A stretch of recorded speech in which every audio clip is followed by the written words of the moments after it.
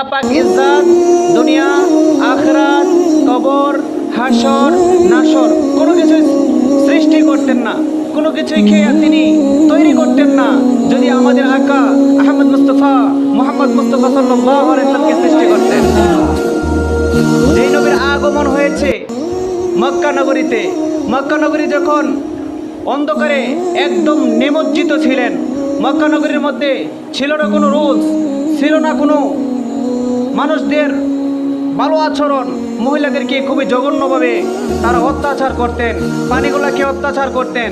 যখন এই জঘন্য অন্ধকার নিমজ্জিত মক্কা শরীফে যখন আমার নবীজি আগমন করলেন, তখন আল্লাহ রাব্বুল আলামিন এই মক্কা শরীফকে এমন বরকতময় করে দিয়েছেন, পৃথিবীবাসী সেই শহরকে এখন শান্তিময় শহর হিসেবে ঘোষণা করেছে। বলে সুবহানাল্লাহ।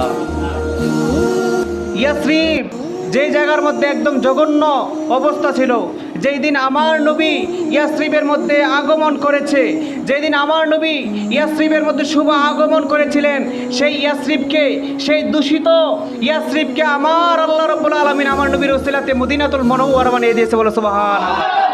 শুধু তাই বলে নয়, তিনি বলে দিয়েছেন মদিনাতুল মুনাওয়ারা এটা এমন একটি স্থান যেটি হচ্ছে আমার নবীজির শহর। বলে সুবহানাল্লাহ।